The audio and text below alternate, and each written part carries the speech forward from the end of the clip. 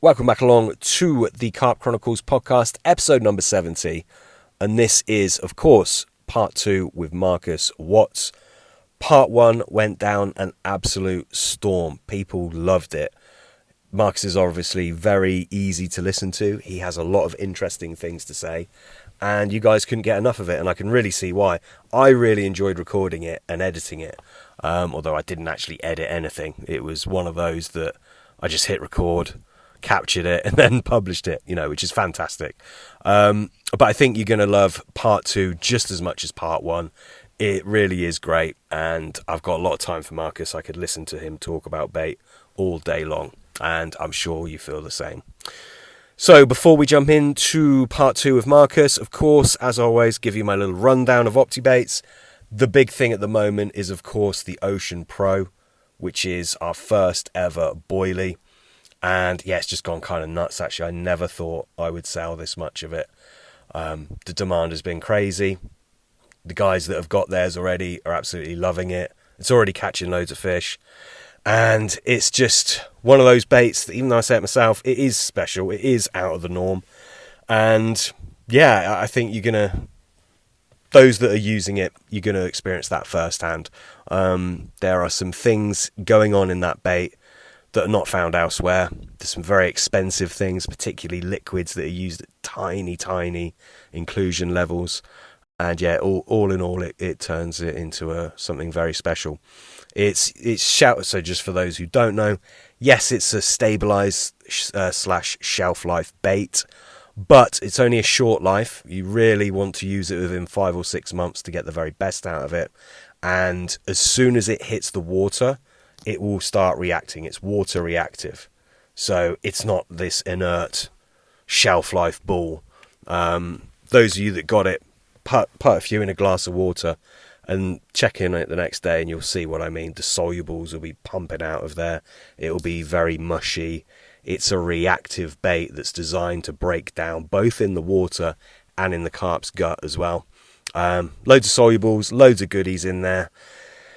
It's a great bait. I won't bang on about it too much. I will probably do a podcast on it and just really go into detail about it. But you can read a brief overview on the website, of course. In addition to that, I have got the primed hook baits out, which are Ocean Pro hook baits, and they undergo rigorous different layers of goodies. All of them have a function and a role to fulfill. I don't just sling them on there for fun. But yeah, various powders and liquids. I basically coat the baits time and time again to create very attractive hook baits, which are going to be out there pumping out feed signals constantly whilst they're in the water. So yeah, they are now available. I think I alluded to those in the last podcast, which was more of an update podcast, which I've now deleted. But anyway, yeah, they are out, available to buy on the website alongside the Ocean Pro. Just click on the Ocean Pro and you'll see a drop down menu option for the hook baits. What else? Oh yeah, also have Ocean Oil, which is an extremely high grade salmon oil with added carotenoids. Now, I've mentioned carotenoids before. I've been speaking about them in the bait club for several years. And basically what I do with the salmon oil is I add in some very choice and select carotenoids. This takes the oil to another level.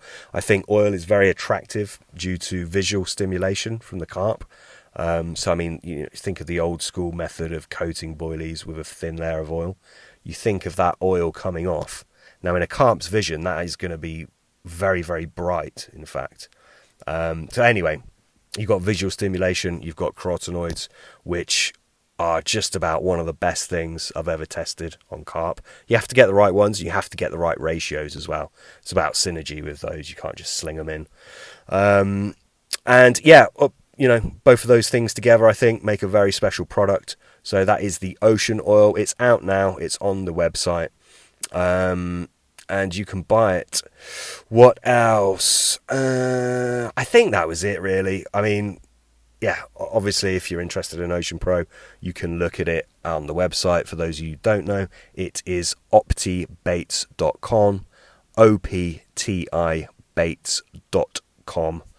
And yeah, if you have any more questions, obviously just shoot me a message. That is enough for the intro. Please enjoy this episode with Marcus Watts.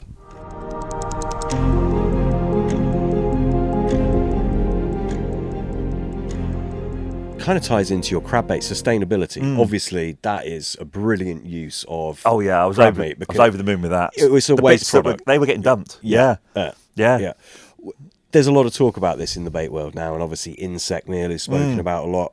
Do you have any kind of firm opinions on where the bait world should go, if anywhere? Do you think it matters? I think if you've got to question the ethics, if a wild food source is getting used just to make bait. So I think you've got to question that now. Right. The fish meal type elements. Yeah. The byproducts of fish farming is fair game. Yeah. Even though the fish farming might be using, it's very tricky because the fish farming might be using the wild caught fish. Yeah. I think krill meal's on its way out now. The factory ships, they're not repairing them, I'm hearing. The ones that stay at sea and the fleet that just suck, hundreds of thousands of tons of krill out. By all accounts now, there's going to be a lot more of a clamp down. The hydroslate, that was freely everywhere. People were bathing in it. And then it got harder and harder to get. Yeah. But then where that should sort of take a back seat, because I see fish as well, and obviously a krill is one of the starting elements of the food chain of everything. It's incredibly important. The biggest biggest mammals on the planet eat krill, the smallest thing, because there was so many tons of it. So there's no pure krill meal in our mixes actually, but where that door is closing or should close, you've got the worldwide prawn farming is colossal, and the byproducts that are coming out of the prawn industry are just as good, because most of the prawns that are farmed are sold shelled. So you've got the heads, you've got prawn head hydroslate, you've got prawn head liquid, you've got prawn meal, you've got shrimp shell meal. So there's all the bits that were existing quite happily from the wild caught krill. Basically, just they're carp. They don't need krill when there's shrimp there. They're not that fussy. Yeah, there's a lot of similarities as well. There's tons of similarities. And there's another interesting bit. The salmon industry, trout industry produces, the Provimi now is mostly trout and salmon waste. Right. The old Grimsby fish meal. Yeah. When you read the label now, it's quite a high percentage freshwater fish meal.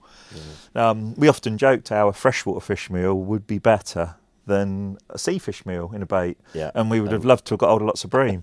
And even kept the scales in for that little sparkle.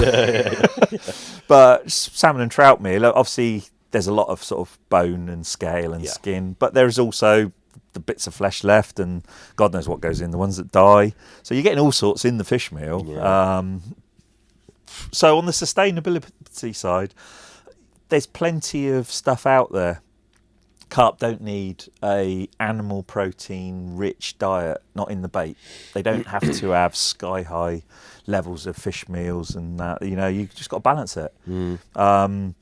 It's interesting, on the pellets the other day, I just glanced at the label on a very, very well known brand. There's actually no fish meal in a bunch of the pellet now. I mean, those sacks I've got, the proper sacks. They're selling it as a fish meal pellet? No, they sell it as pellet. Right. It's chicken protein now. Really? And I only noticed it last week. And I bet most people think the pellets they're buying, they've got fish meal in. So same pellet name? They haven't changed it? No, same name. I'll show you the sacks when we finish. Yeah. But the exact same pellets, they do, obviously the pellet makers make all sorts of pellets. Yeah. Coarse pellet, carp pellet, trout pellets. Price goes up as the ingredients go up. Yeah. I've got some posh ones out there, hatchery pellets, first ingredient fish meal. Very important, 67% protein in those, low oil. That's for a project we do for tropical marine fish. We make diets for them.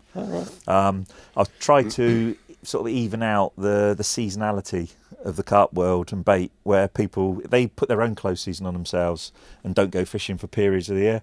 So we thought, if we can do pet food, that once you've got your tank of fish, you can't decide not to feed them for a few months. Yeah. So we that's really interesting work, that is, because with an aquarium, you've got your face up against the glass, watching whether they want to eat it and keep eating it. When we throw bait in a lake, we hope they're eating it. Yeah. We don't know they're eating it. We just hope they're eating it.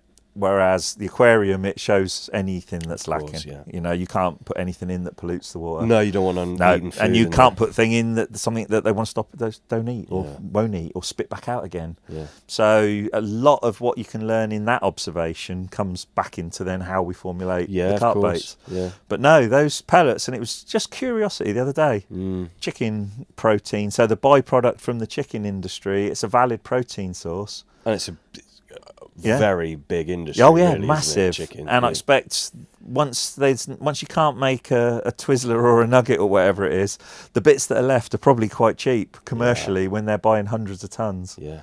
And again, all you've got to do is put in digestible protein for the fish to grow. Yeah. Doesn't matter what the protein is, as long as their system can digest it and extract from it the essential aminos and what they need to live and grow.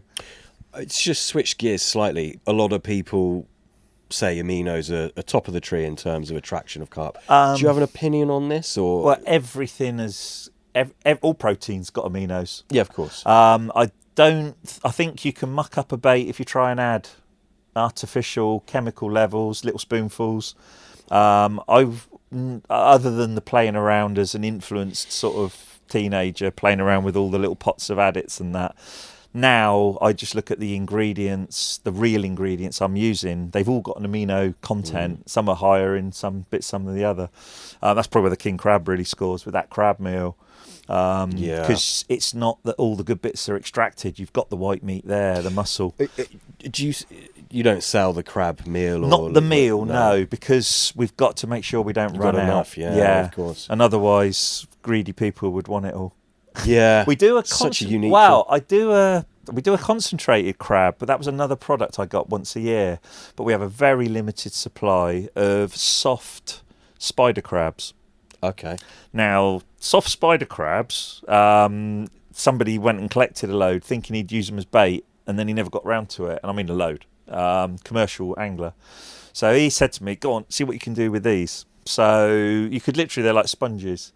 So they've gone past the stage. They've already come out of their old shell. Right. So they are after a peeler. A peeler is peeling. Yeah. This is now the jelly blob of a crab trying to get hard before something eats it. And apparently spider crabs all just go into this big huddle together to make themselves into a great big lump. Wow. Of soft crabs. Hopefully then, I guess, so they think they're not going to get eaten individually. And then the people that know where this happens easy to harvest them. So he gave me this 2 big fish boxes of frozen whole spiders. So I thought, right, what do we do with these? So the first thing I did was put a couple in the dehumidifier and dried them. And they smelled fantastic. It was just a pure soft crab, so there was no shell. The shell was edible, if you like. So we put that through the pellet mill, and we made this spider crab pure whole crab meal. But there was such a small amount of it, because it turned out the water content of these crabs was massive. Sky high, I think I had about 48 kilos or something of these crabs, and I think we got about 2 kilo of powder out of 48. Jeez. So it was more of an experiment that definitely... No, the dehumidifier was running for days to dry them out. Yeah. But it was a lovely ingredient. So that was a crab powder concentrate. So I have carried that on with crab meat without shell. But it's very limited. There's a lot of work goes in. Yeah. We might produce, I don't know what's in a pot, 70 gram, 90 gram. We might produce 50 pots, and that'd be it really. So I couldn't put that into anything as a boilie that we sold. No, because I couldn't keep you just sell it. Do you have any of that available or not? Yes, not potted, but there is a bag here with some of that. Right. Just needs putting through the fine sieve just to take out the bigger bits, but. Yeah, it's out. That one doesn't show on the website, that one. The liquid that comes from it does. Pure crab concentrate. That's the liquid that we sort of literally squeezed out. That comes from 2 elements. That comes from the liquid we remove, the crab juice, if you like, that drips out the bodies. They're all in a tub. There's a nice load of juice at the bottom.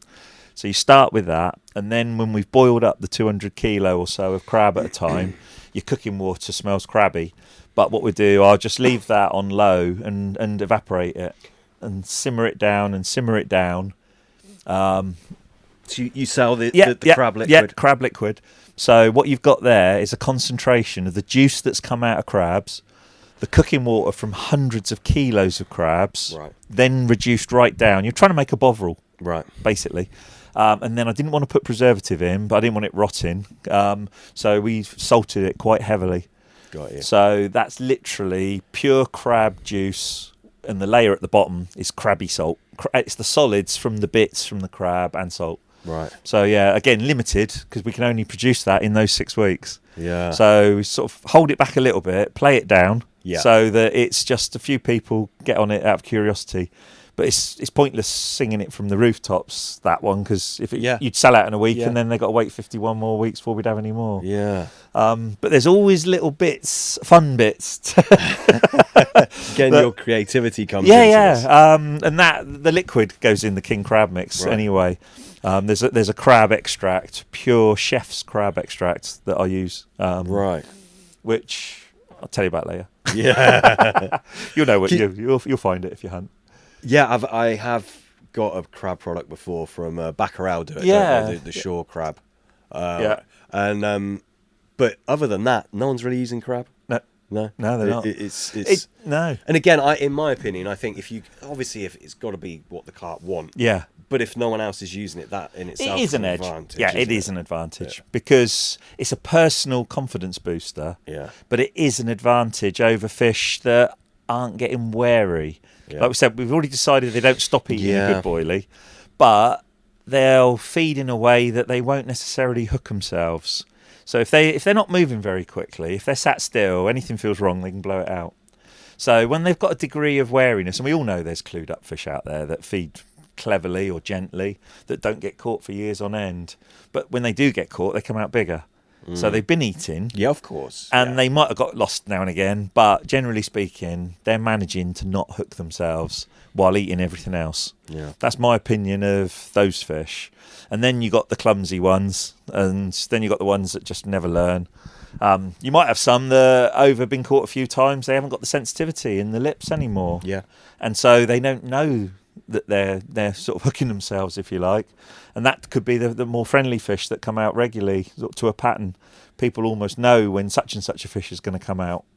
And then it's, that hasn't been out yet. It's got to be due. And they all know when something's due, and there's people start going down the lake excited that it's not always the biggest one, but certain fish off the missing list might come out.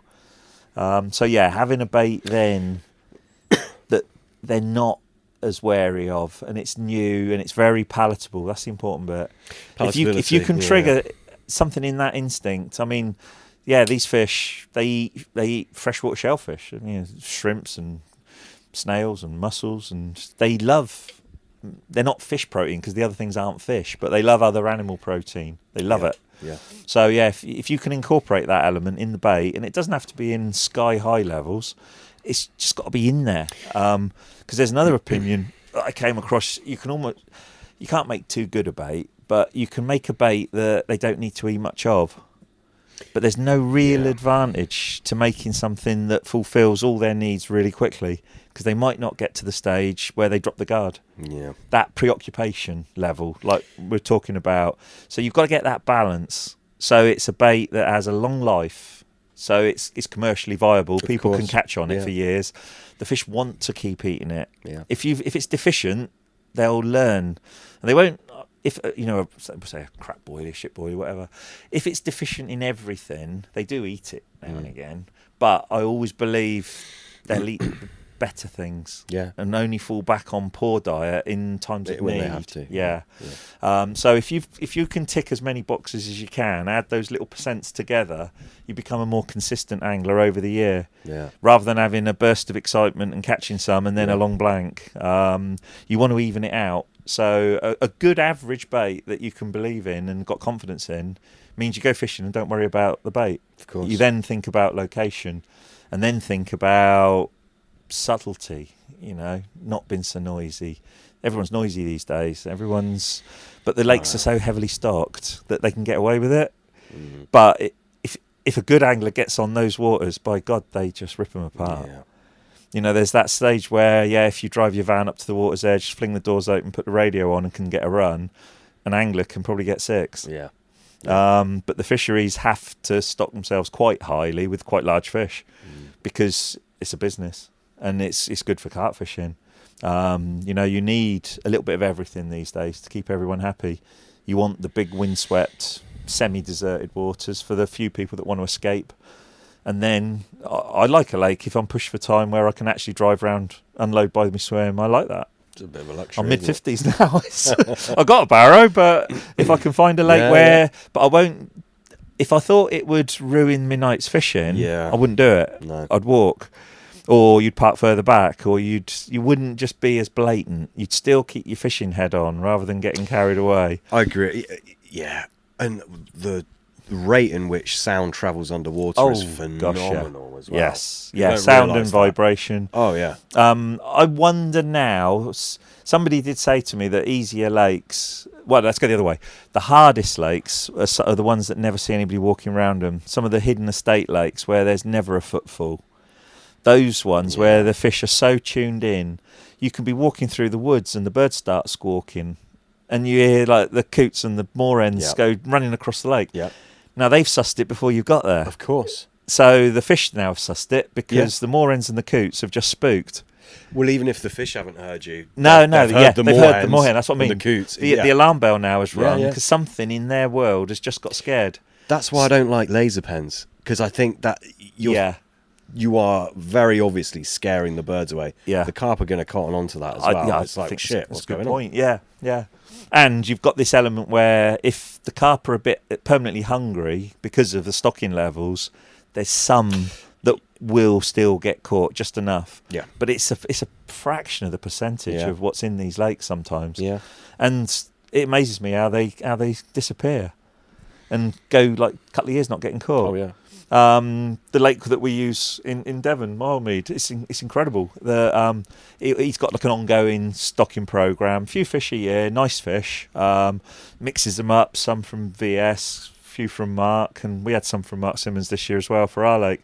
And the new ones get caught quite quickly, but not all of them. Out of like say 8 fish, 6 might get caught within the next few weeks as they settle. Then suddenly they go a year, they haven't got caught. Yeah. Uncaught fish reared on either a fish farm or ranched in an open wild lake seem to get hooked once or twice, and then they've already worked out anglers straight away.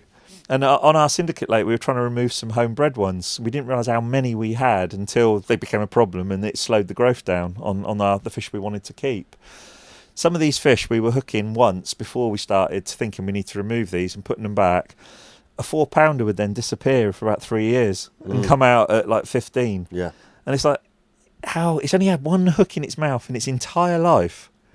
It's now big enough to eat a boilie and none of us can catch them. Do you think, what do you think that is? Does it perhaps feed in a different way, or do you think it's just wary? Or I think they learn what's natural. What's bred in a lake, got to a certain size on the natural stuff. Yeah.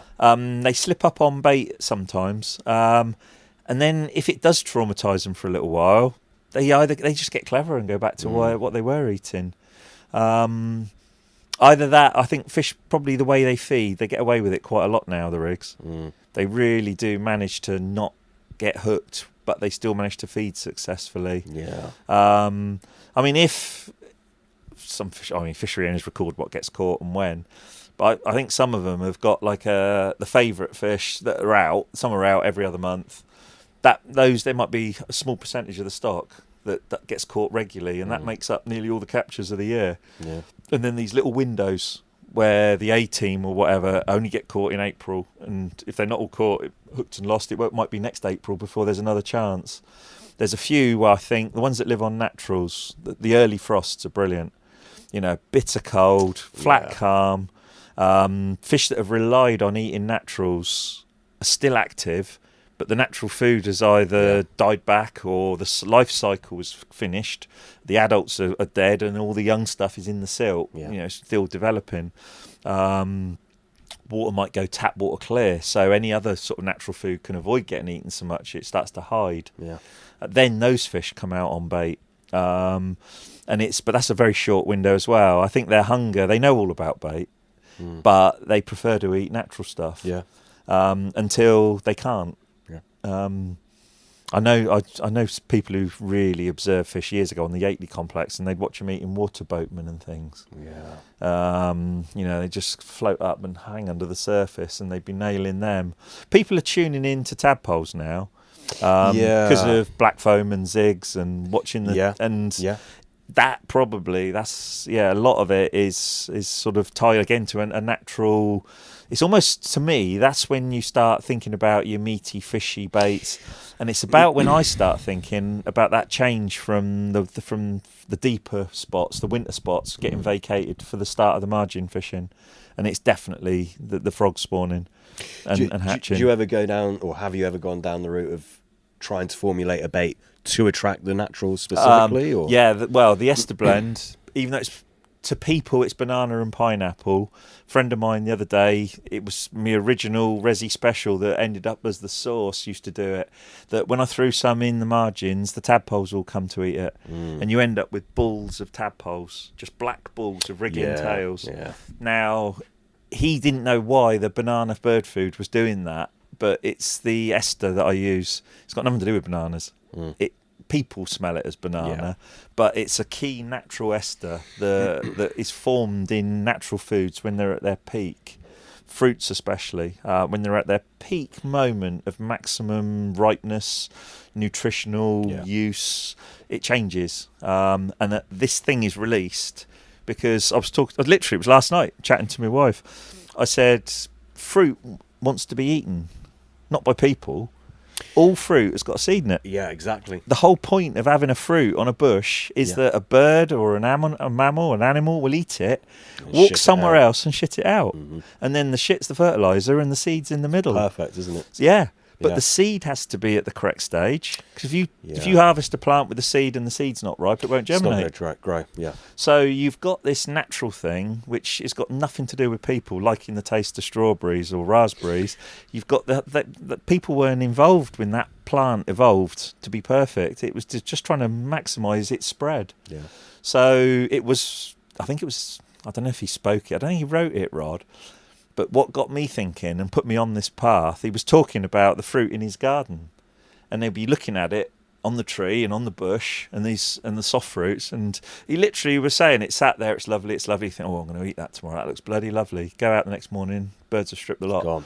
But they'd ignored it for all the days leading up. When they all still look right. The green ones were green, the red ones were red, and he wanted to know, why did they wait? Why didn't a greedy bird nip in early and get them? Yeah. And it was what has changed within that fruit, and it was this point of perfection. That's quite nice. That we'll call it that. Yeah. And so that the signal, the chemical signal, if you like, it's not a hormone. It's something that comes out the fruit, but it can be likened to an ester, like a very volatile, almost like an alcohol. Something we can't smell, but concentrate it and you can smell it. It tells things, living things, that if that is at the peak of wanting to be eaten. So I was onto that one, but I wanted the right mix to put it in.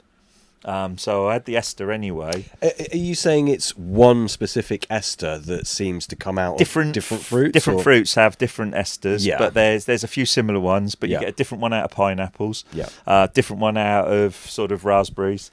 But there's a common one comes out of lots of them. And then out of all these esters, there's one that really, really seems to work. I know. And so what we did then, I thought, right, I've got this ester. I want to mix. And then partly, we talked about like old school mixes. The fish were harder to catch because there was less of them. So the baits had to be probably slightly better back then because there were less hungry fish. So I really rated when we rolled the proper Save seed mixes for solar. They were good mixes. Different in texture, quite coarse, quite open, different ingredients. So he had like a quench mix, a dairy cream mix, all sorts. That's all right. And those baits are lacking in what's out there at the moment. Yeah. There's not they look a bit rough. They might have a bit of texture to them and a few lumpy, bumpy bits. People want these perfection-looking, smooth, round balls now.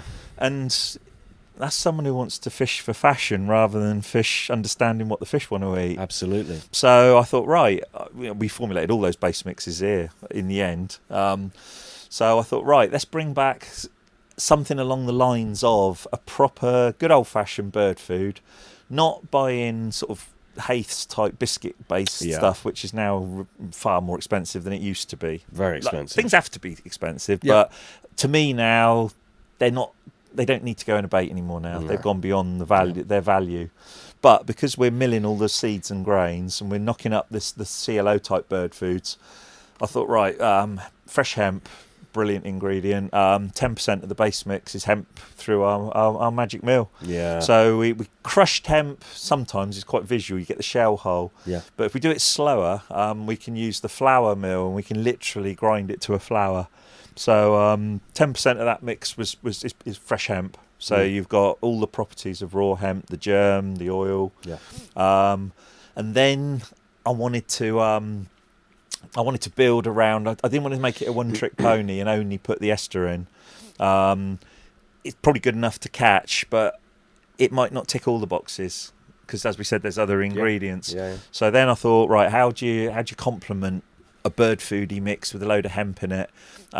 Lucky enough, one that we produce is regular sense peel. Yeah, you've spoken about this earlier. So the regular sense peel, no one's using that in anything. People are buying bottles of it because we do all the bottling for the Hutchinson company. So it's a seller. Somebody's buying it and somebody's doing something with it, but nobody knows who's doing it. So regular sense peel. Yeah. So regular sense peel goes in that mix. The ester goes in, and then the ester's quite interesting. It's like a very volatile alcoholic type liquid. It dissolves other things that you can add. Yeah. So I like to add the vanillin to it. So it fully dissolves, disappears. Yeah. So you've got a jug of ester, you pour the vanillin in, which is crystals, and they barely reach the bottom. So you've now completely just made something stunning. You've put a liquid food element in with the sense peel, as it's called. That's a very complex liquid package. Which vanillin are you using? You can have ethyl vanillin. Yeah, I've used ethyl vanillin, but no, I used the straight vanillin from that same company we were looking at that bottle there. Yeah, very good. Yeah, their one. Yeah, I haven't noticed any difference between the ethyl and the normal, apart from about a $5 a kilo or $10 a kilo. The strength's a bit different. Is it? Right, yeah. We used probably the lower one then, yeah. But yeah, the standard vanillin crystal. I used to dissolve it in all sorts of things, but no, I found the day I added it to the ester, it just melted straight into it. Yeah.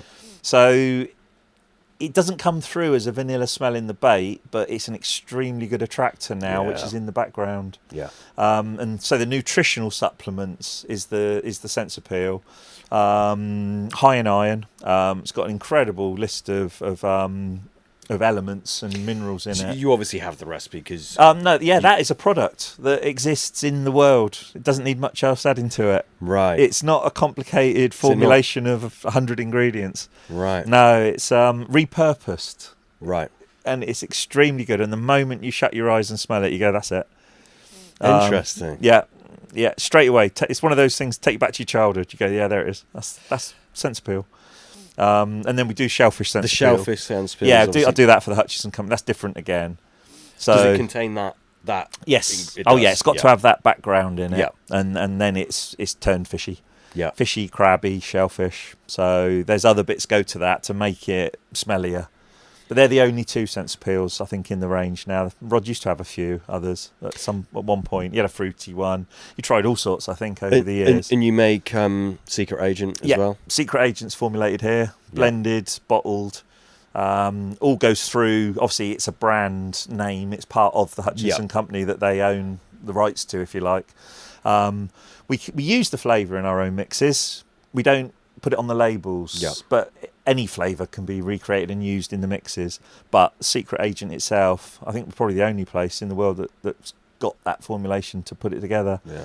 And they sell it commercially as well. We supply them 25 litre drums sometimes, 10s, as well as the green bottles. Yeah. And it's literally from the meeting I had years ago with all the books and the recipes laid out, the same ingredients of what I buy. So yeah, we do that one in-house. You knew Rod quite well, met him, obviously there was a big old gap. When I after doing the reservoir specials and Terry Hearn fishing with them and Jim Shalley fished with them loads, that was at Dynamite's request. That was me still making the bait down in Cornwall, making it at my shed, sending it direct and selling that bait as reservoir specials to the locals. It was built for Porth Reservoir. That was my water. It was on my doorstep and I made the bait for Porth really. But it was formulated, the final tweaks were done on the banks of Showbrook, where two of us sat down. We were buying base mix from Hutchinson, and then I had loads of flavours, and then the Hutchie base mix was a bit expensive, liver mix and redfish mixed together. So we chucked all these bottles down and started sniffing all these bottles and mixing them together. And I think we ended up blending Secret Agent, Compound TF, and I think it might have been Shellfish Sense Peel. It's definitely Compound TF and Secret Agent and one other. Anyway, a fishy one went in. So we put those three together with 50ml of Minamino, and I thought, that's brilliant. It's like a meaty fishy. Yeah. The meaty bit come from the Minamino, the fishy bit, and you couldn't actually sniff and smell the Secret Agent, which is one of it's when it's on you. And it starts seeping out of your pores that you smell of that weird sort of slightly curried, like you've been living on curry for a week and it's coming out in your sweat, that type of smell. And you can't get rid of it for about 3 or 4 days. I mean, I can literally not even touch the concentrate that makes it, which is scary strong. If I move the bottle, I'll get home and Mandy will say, "You've touched that stuff again." And I went, "Well, yeah, but we haven't mixed anything yet. I've just moved it, or I've literally took the lid off just to have a little look." And just the vapour of it, I think, coats you. Wow. It's crazy stuff. That's one ingredient in it, but that is the one that gets into your pores. But it's one of those things that by fluke he discovered it attracts carp, but it turns up in other flavours which have got nothing to do with curry. It turns up in sweet flavours. When flavour houses were formulating some of the sweet flavours, tiny amounts of this chemical were going in. I know what it is. I won't say it, but yeah. And it turns up in maple flavour. Yes, maple, And so that element is in there. But when you blend it in different ways, it smells totally different. Both in the bait and sort of in the bottle. But it's another one of those attractors. So very expensive, right? Hellish, over 300 a litre, that one. But luckily it's an ingredient rather than the whole thing. Then you've got the carrier, then you've got a few background bits as well go in. Does it make up a significant portion of it, or small percent? It's £300 litre nearly makes a barrel. So it's quite a chunk of the 25 litres. Right. So it's a 25th, 4%. Got you. Yeah, 3 to 4%. That's all right. But you don't know the bit that changes the colour. No, that's the other bits. But it's about 4%. Got of the concentrate. Maybe years ago it was in at 5 or 6%. Right. If the stuff was cheaper. Right. You get this stuff. I don't even go on forums now. You avoid them. Sometimes I read stuff and you get like the keyboard know-it-all who isn't even old enough to know it the first time round.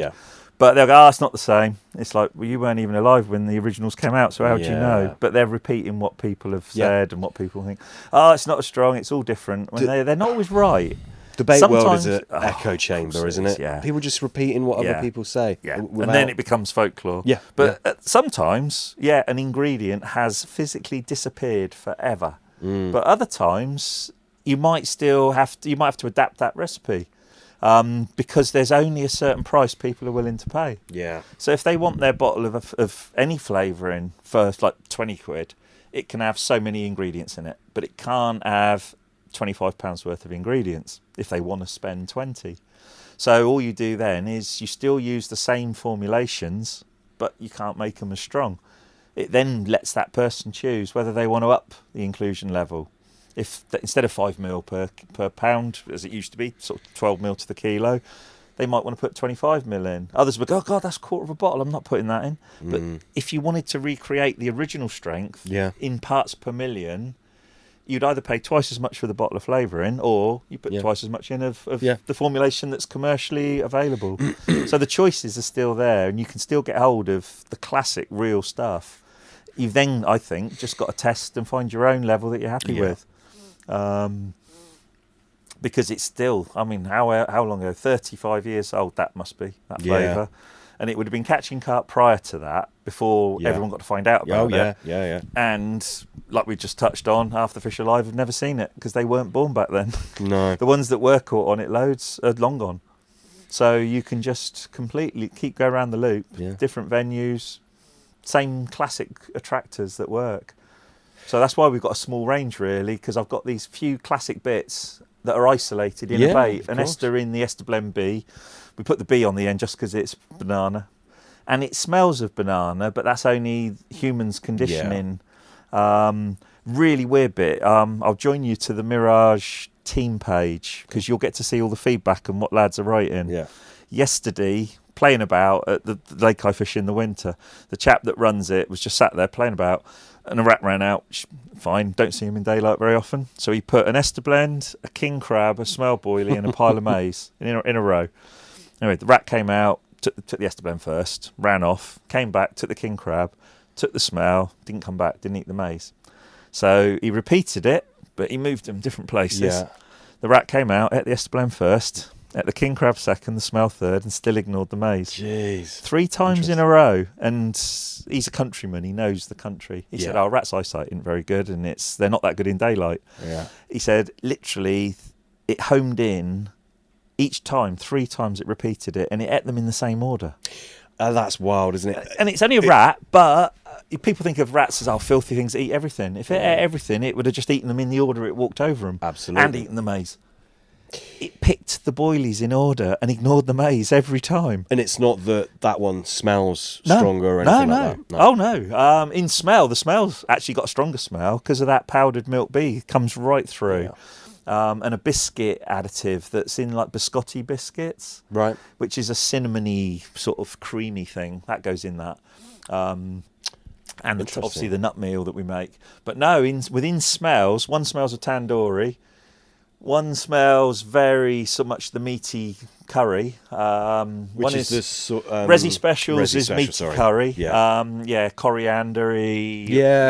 The whole mixture of nice things. Then the king crab with that orangey tint, look, rust colour. That's the crab meal, which doesn't smell once it's in a boilie. So the background smell in there is all the tandoori spices. So you've got garlic powder, onion powder, a proper mix. We get it as a commercial tandoori, the stuff you like coat it on your prawns and chicken.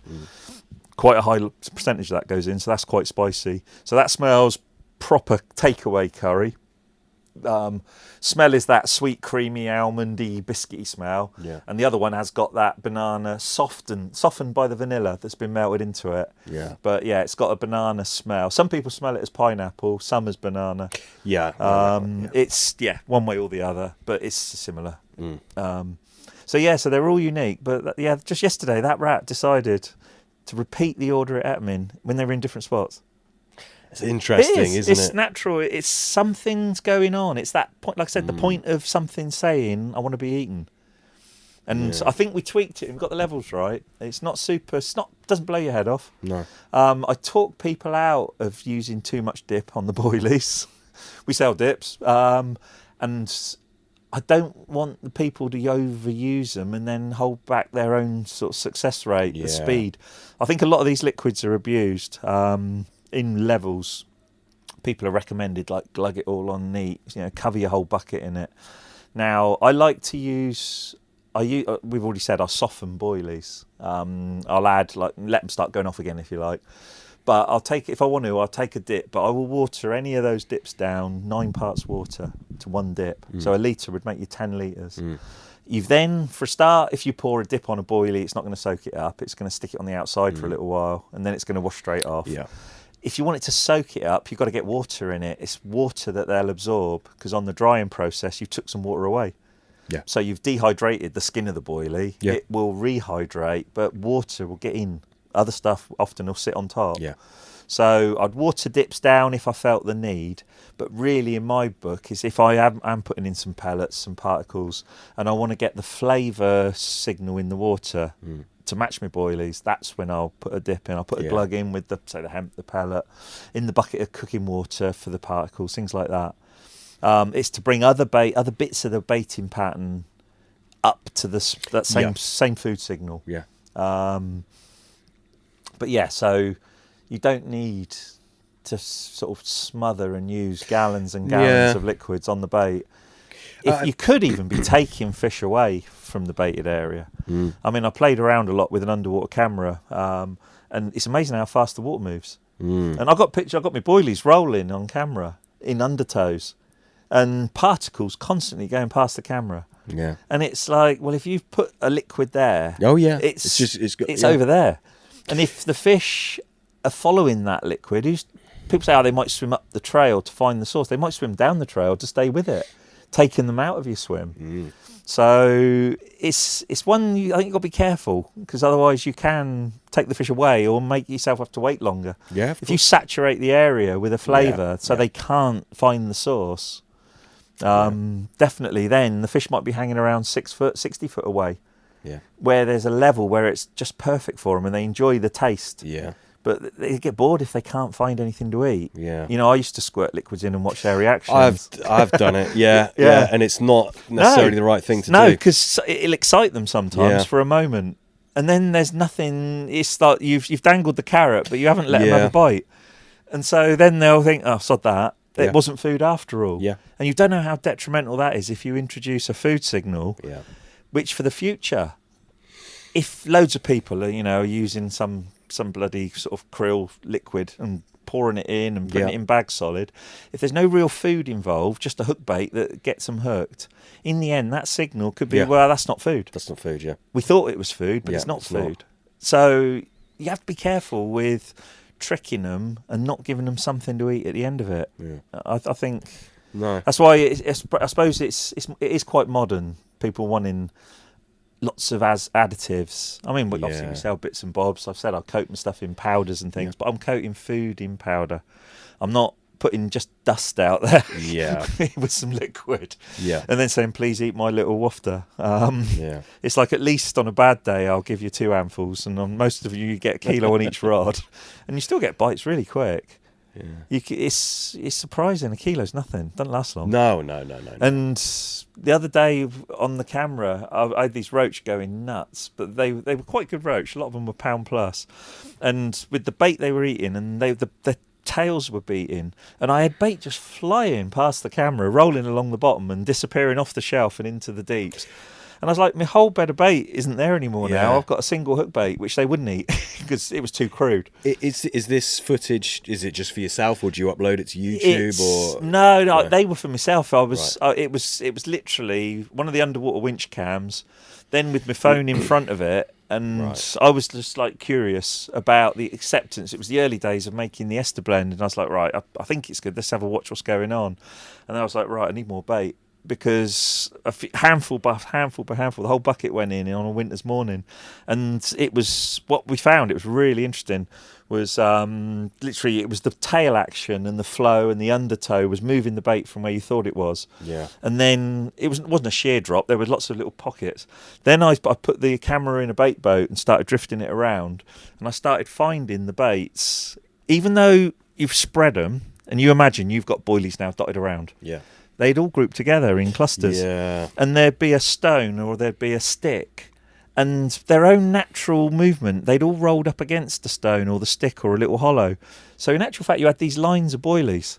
Then you'd have a handful, cluster, all lying beside each other, maybe 8 baits in a little star, and then there might be the area of the floor of the office without a single boilie. But you've thrown the boilies and you've watched them go on the water. You think there's one there, one there. Yeah, I've got a rig off the back of it. I've got a rig on the edge of it. The bloody he did, but only for about half an hour, and then suddenly there's piles and lines, and it's like a stringer would work better. It would look more natural. You know, these stayed in place. These fish are finding multiple clusters of bait in this instance. And then there was one bit, I had 15 foot of water, tow going left to right, popped a marker float up, bait boated 2 hopperfuls straight to the depths, sent the camera down on top of them and watched them. Absolutely fine, that was all good. Anyway, the boat just started drifting all by itself back towards me, and I'm seeing boilies. Now, the marker float's like over there where the forklift is, and it's like we've just dropped from a boat straight down. But the tow, it's only a little lake, 2 acres. It's not like a reservoir where... big they move on a reservoir, that's another story. Yeah. But yeah, I've drifted down and down and down, and there's a diminishing line of boilies downwind of where my, in theory, patch of bait that lands in a pile from a bait boat was. Yeah. But no, Upper Tamar, fishing into the wind, crazy night. Crazy night. Survived the night. The power lines were arcing where they were banging around behind me.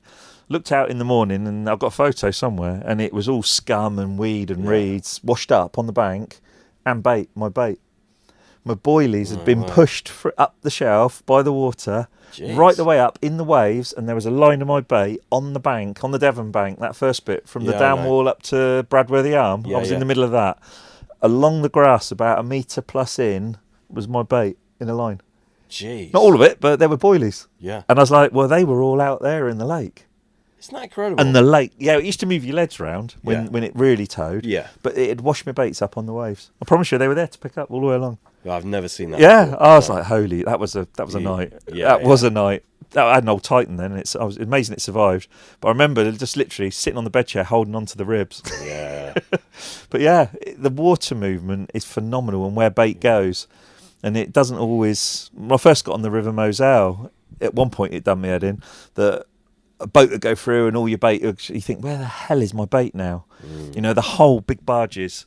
But then a barge would come the other way, and I think, well, it's brought me bait back now. That's all you could do to keep yourself sane. Yeah. You think, I don't know where the boilies are. You're putting it in from a boat, rowing boat, dropping down as much as you can. In the end, big balls of ground bait full of stones with your boilies in. So at least you got them to the bottom. But then you knew they were rolling, and these barges, the 3 in a row, would stop the river. Then it would push the river the wrong way in front of them. Then they'd open a lock and a whole lot would go off the other way. Yeah. And it's like, these fish must just cover miles and miles to eat. Yeah. You know, there's none of this, I'll bait a little spot and I'll get a bite and then I'll do it again. No. It's just, I think the bottom was probably littered with boilies and tiger nuts washed in, out, up and down, and God knows. Wow. As I said earlier, there's a few questions from the bait club, if that's all right. Yeah. This has come up a few times, is the your CSL and the part 2 addition to it. 2 things. CSL naturally would ferment and bust all the containers and blow the lids off and split them, so it's got to be stabilised. So long before me, they worked out, dropped the pH to 4.5. So all you've done is stopped that natural bacterial fermentation process. So they used to basically put acid in the barrels to calm it down. Part 2, you want the pH back up again. And then you want to add a little enzyme that works particularly well on corn and on grains to continue. It's mostly broken down and digested anyway, but it can't hurt to put a bit more in. Basically, amylase is your... I'll put it on the label. I actually tell people there's no... really? Oh, yeah. Okay. Part 2 says amylase solution. Yeah. I'd rather not keep secrets. Everyone expects people to keep secrets. Yeah. And at the end of the day, just let people know what it is. Yeah. They know what they're getting then. So amylase solution, but with a very, very high pH additive, so that you can get that 4.5 back up again, bring it back to life. You ain't got to get it up far. Is the pH additive liquid or powder? Liquid. Form? Oh, it's all in the liquid. It's in with the amylase. Got you. So it doesn't matter what you use, because it's just... it's just the pH shifter. You've physically got to get that pH to go from below the 4.5, where it won't ferment, back up again. Anywhere. You haven't got to get it to 7 or anything. You just got to get it up over into the 5s. And if you do that and play around, it'll ferment and froth up. But it does it quite violently when you first add it, which is really good fun. Yeah. It literally froths. I think we might have the odd video. But yeah, so we've got this violent reaction where it releases probably CO2. So you get loads of frothing goes on, then it comes back down again. But at that point on now, it's active again, if you like. It's able to ferment again, or able to carry on breaking down. And your CSL, is this Did you have an old supply, didn't you? Yes. One of my suppliers, one of the people we make bait for, bought another bait company, and in their yard was a whole pile of these 220-litre plastic drums full of corn steep liquor. Bottom looked like brown water. Top looked like brown water, and the bottom was solid. You could stand a fork in it. Yeah. So I managed to get 5 of them in total at the time. Right. And then once we got the whizzer in and whizzed them up, it got back to that sort of rich brown, really dark brown, because corn steep liquor itself used to be made in Ireland. Then they stopped. Then it used to be made in Europe. Then they stopped. Most of what's out there now is wheat steep liquor. Yeah. It's not corn steep liquor. So it's paler brown, looks like a cardboard box brown. Why can't you get good CSL anymore? Well, it's only a byproduct. You can make your own. It's nothing to do with beer. It's nothing to do with making anything alcoholic. They want cornstarch, the dry powder, as an ingredient. Yeah. And it's the process of extracting the starch from the corn. They make a mash. As this is how I believe it. They extract the starch, obviously dry it, dehumidify it, and it's what's left over. It's the byproduct at the end of that process. And I'm guessing that the extraction of cornstarch from maize it's changed. Isn't a big thing in sort of normal England or Europe. Yeah. So the last time I looked for real CSL, Poland was doing it for a while, or Hungary, and then, believe it or not, India. Really? Yeah. I think now if you looked on cornstarch, you'll probably find it's made in India or China. Right. So they've got the byproduct. I mean, way back, SBS Baits, Des Taylor, he pioneered bulk CSL, really. And I used to go up to him, buy all sorts from him, make things for him. And he said to me in the early days, a proper milk tanker-sized lorry would turn up, and he'd have to have the IBCs to be able to take it all. They weren't allowed to put it down the drain or anything, but literally he got it for the cost of the transport. Jeez. Yeah, so what's that, 24 liquid tons, probably about 70 quid back then. But he was the one who told me about how to stop it fermenting, because he said he had one IBC before they knew, because it was active, and it split. And he said he had literally thought every wasp in the whole of the region had homed in on his unit, and there was just CSL sprayed all over it and spilt everywhere. Jeez. But he was the one who said to me, you've got to acidify it down to 4.5 and then you can store it. And that's where that story ended. It was only when I thought, I can reverse that. Because we want to go back. You want the convenience of sitting on it, behaving, but you don't want it to behave when you want to make bait out of it. So you sell CSL Oh, now? yeah. Until it's gone. When it's gone, it's gone. And when it's gone, it's gone. But luckily I know how to make it. You? No, the age is fantastic. Would the age worry you with a fine whiskey or cheese? Yeah. It's the real deal. It can't go off. There's nothing. It's not got protein as such in it. It's in dark barrels. It's sat there. They were 12 years old when I got them. Yeah. So it's like stumbling across, an amazing port, or so it's just matured. When that goes, what will I do? Yeah. I will then make CSL. Will you? Yeah, I will make, because I'll use the bacteria to break down, to do the whole hydrolyzing process. Like my thing, I've already made it, so I know I can make it. So basically, the way I was dissolving the cubes of raw liver, I can dissolve corn or maize. And so you've made some. Oh yeah. I needed to make sure I could make it. And it comes out like the normal corn. And what you end up with, the only thing you're left with is the skins. It doesn't dissolve the skin of the maize, but the whole germ. The bacteria dissolve the germ. They feed on the germ, so they've taken the germ out. Yeah. So the version I've made would have the starch intact in it, but it's an enzyme. It's not enzyme. It's bacteria broken down, liquefied corn. And when do you think you're going to run out of the older gear? 2 years. Really? Oh yeah, because again we play it down. We don't. You're not. I don't let sort of 5 litre and 10 litre go anymore now. I had to stop that because it would eat into it too quick. And you don't want that? I don't want it. No, I don't want it gone in one go quickly. No. Those are ingredients that are special. So they're there as 1 litres. I think we got them as a 2.5 on the thing as well. But yeah, luckily it appeals to a minority because it's something you've got to play with, and it's not just like, it doesn't come in a fancy glossy package with a gloss label and a YouTube channel. It's one of the if you find it on the website, well done. that type of thing. I love that. I think that's brilliant. Because there's some bits obviously we've got to promote. We're a business. We've got to stay in business and pay the rent. But there's enough different products that do that.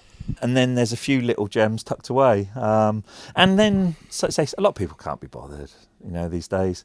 I mean, it is a popular seller, but luckily it's in a controlled amount. But when we're down to that final barrel, I'll set aside one of the barrels and start aging it with home done. Yeah. Because I know, like I say, we managed to do it. It took about 6 weeks. So literally I can fill a barrel, probably end up putting like a heat jacket on it, or I'll put it somewhere like there's motors running on different things where you can get that ambient temperature. Yeah, and then we'll add the bacteria, we'll bang the lid on tight. Yeah. I've got one up there which has got it had 200 kilo of frozen blocks of krill put in it 2 years ago. 200 kilos? Yep. I inherited a quarter of a ton of frozen krill. As you do. A friend bought a walk. He said, I'm going to buy a freezer. He said, do you want the contents? He said, I went, yeah. No way. But that was all he said. He said, I'm on my way now. Somebody's gone bust in the bait world, and I'm going to look at what's available, but I'm definitely buying their freezer. This was a bait company? This was a bait company. Right. So it was about a year ago, actually, not 2 years ago. So anyway, I thought, yeah, I'll do that. It's fine. And then he said to me, I've got 5 pallets on the lorry. I went, hey? He bought a walk-in freezer, not a freezer. Jeez. You obviously thought deep freeze. I thought freezer, yeah, like you do. You think, he's bought a freezer. He doesn't want what's in it. So it was all free. So I said, yeah, well, I'll have it. I didn't know what we were getting.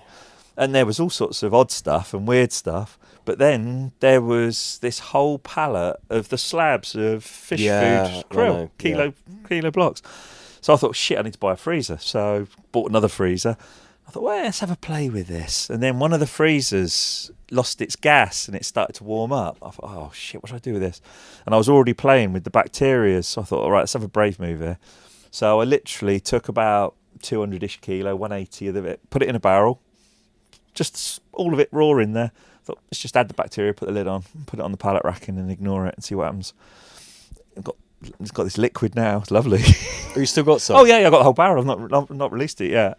Are you going to sell it? Or? We make a boilie out of it that is decimating the catfish. They are it's slaying cats. Right. It's at the stage where it smells quite ammonia-y, like some of the old powerful fish flavours do. Yeah. But then you whiz it up and put it through the blender, and then it's this deep red. It's as proper a liquid krill hydro as you could get. But it's quite violent, the smell at the moment. But it's in the maturing stage. But it hasn't rotten, hasn't gone off. No. It literally, the bacteria has broken down the krill. And the other thing that helps when you're trying to make these things is if it's a whole creature, their own, this is a weird one, put this into your own, how you could end, and me and everyone. The bacteria in your own body that dissolves and digests what you eat ends up digesting and dissolving the creature. Yeah. So the krill's got a gut tract. Yeah. It's full of whatever it was eating when it was unlucky enough to get scooped up, but it's got its own digestive enzymes. Yeah. When there's no other food going in, those enzymes start to destroy the body that they're in. Yeah, yeah. So they're dissolving themselves.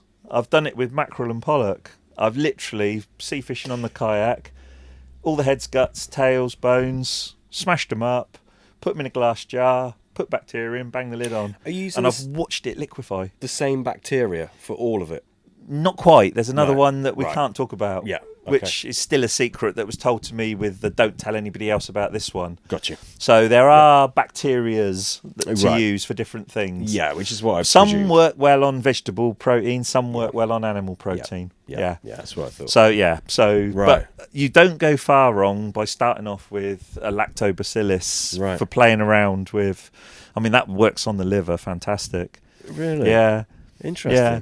And I mean, I found out they use it. Oh, health food. I think it might be vegan. I don't know. Yeah. But some of the healthy hippie type. It's readily available. Yeah, they take it. Yeah, they put it in yogurts. But no, you make it. You need a starch source. So I researched it, and it wasn't hard to find. So that's why I got no problem talking about it. You get a kilo of rice, just rice, supermarket. You pour water on it and you shake and shake and shake and shake it, and your water goes all cloudy. Yeah. what you've done is got some of the starch out of the rice.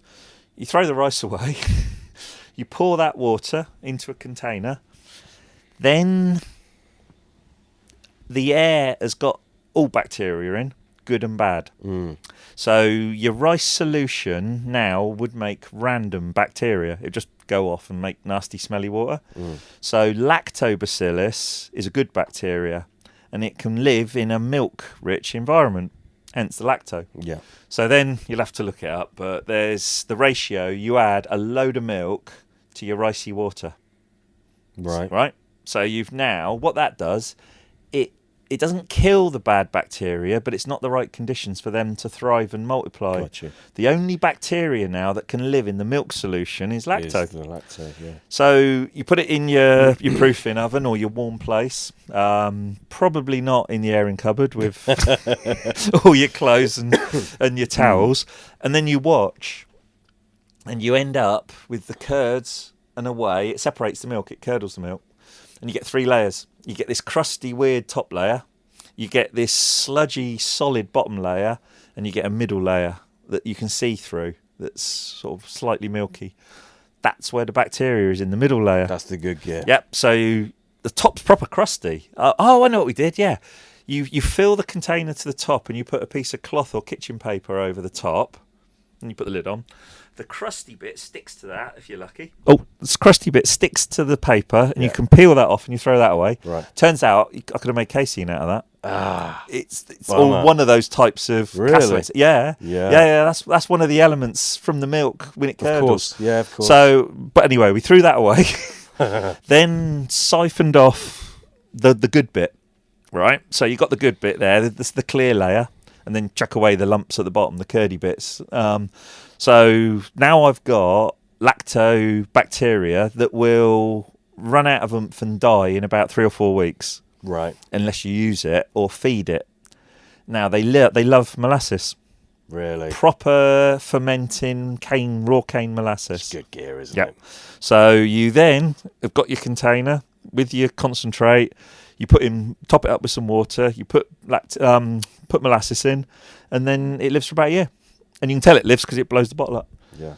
So that is then a bacteria-rich solution that you can now start pre-digesting. And it's what they're doing. They're pre-digesting proteins. Wow. So you pour a tiny bit. Pour like a little half a cup onto your particles. It will start working on the particles.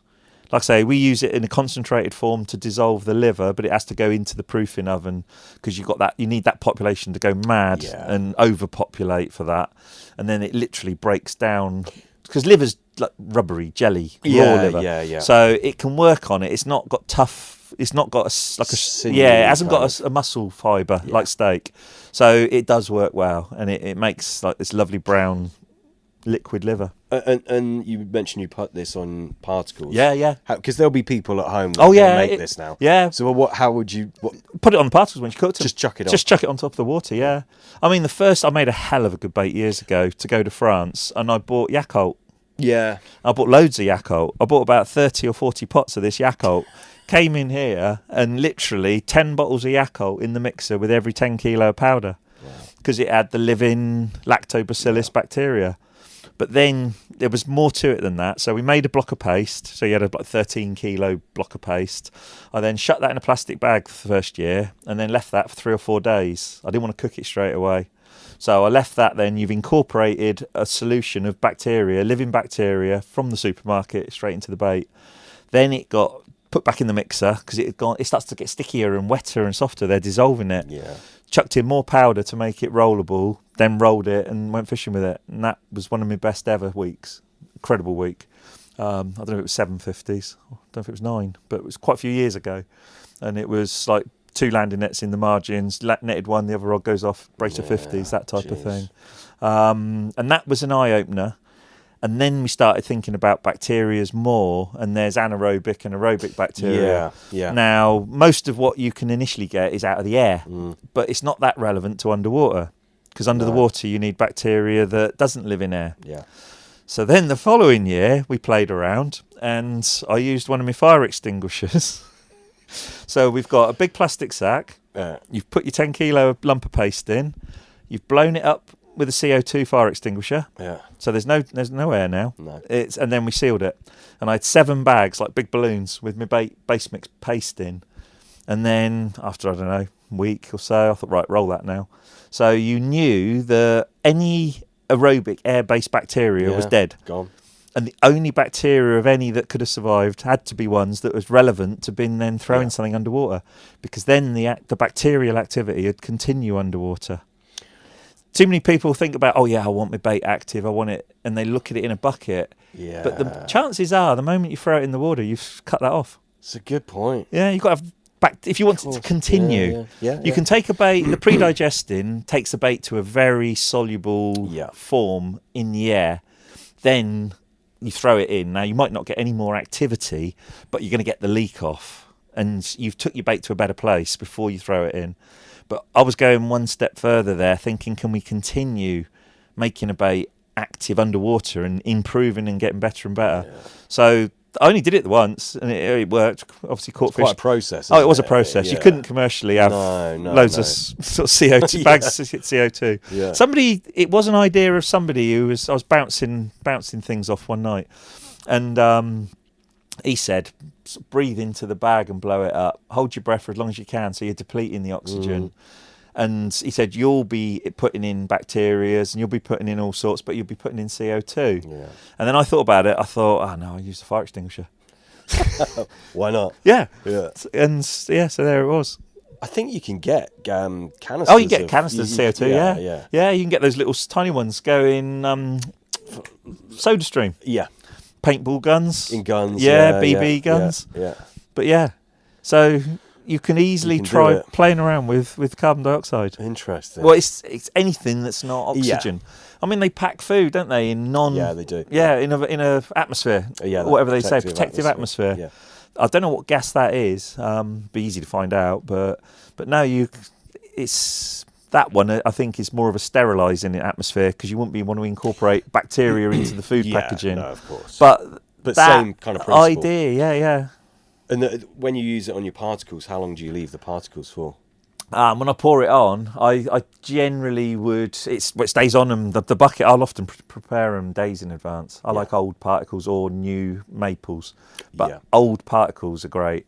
So when I do them, I'd literally cook them, let it cool down, pour it on, bang the lid on. It's beneficial. It's quick. Their action, they're feeding straight away. It's like a microscopic world of hungry bacteria. You give them something to eat, they eat it, and then it changes form. Yeah. So it's like, I don't know how it goes in one end out the other, but it comes out similar to what it was, but eaten. And one of those byproduct properties is solubility. But also you've changed the food signal. I think once something's been eaten and crapped out, it's almost more attractive. Yeah, it's back in match fishing days, French pioneered it, and it was pigeon shit in the ground bait. Yeah. But then people started thinking, oh, pigeon shit. But then it became quite specific, and when you really researched it, the pigeons were fed hemp. It wasn't just pigeon shit swept up off the road. No. So they fed the pigeons hemp. The pigeon shit then was hemp shit. Yeah. Pre-digested hemp. And these, like the world match team and the top end of the best of the pole anglers from over there knew somehow that was the additive. Yeah. And it's this byproduct of a process. But if you put in and break down the item you want, the byproduct of the corn, we know corn's brilliant, and maize, a byproduct, corn sleep liquor. It's one notch up. So I couldn't ever have a thing of sweet corn without putting some CSL back on, because you're almost giving back, and you add in a bit more of the good bit to the raw ingredient. Yeah. So leads well on to the another question on the bait club, actually. Are there any? I imagine the answer is no, but are there any additives or ingredients that you would never leave out of a bait? So is there anything that you would say, I'm putting that in every single bait?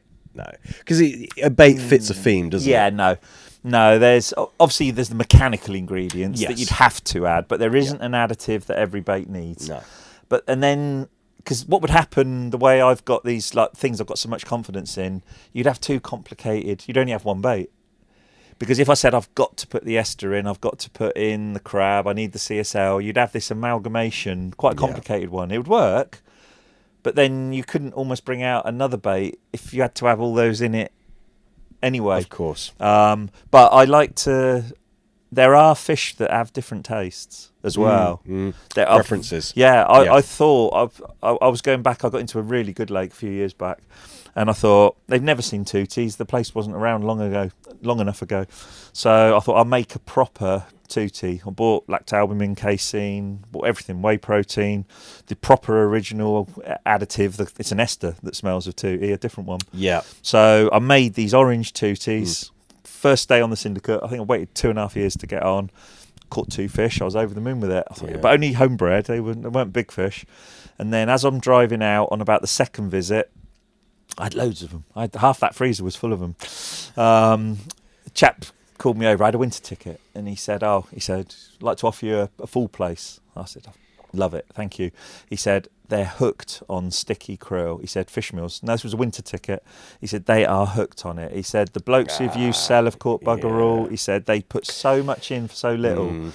And he knew I was the only one on the milk protein. So I'd come away and I thought, king crab, it's better than sticky krill. So I rolled up. I thought, right, he was quite a stickler to the freezer bait thing. So I thought, I've waited long enough. I'm going to do it. If he wants to take some, say, can I just have a bit and make sure it goes mouldy? Because you never know. Syndicate, it's very strict rules. Boilie only. Freezer bait only. That was the rules. Yep. No pellet, no particles. Really? And it went, dog biscuits are okay. And that literally was the rules.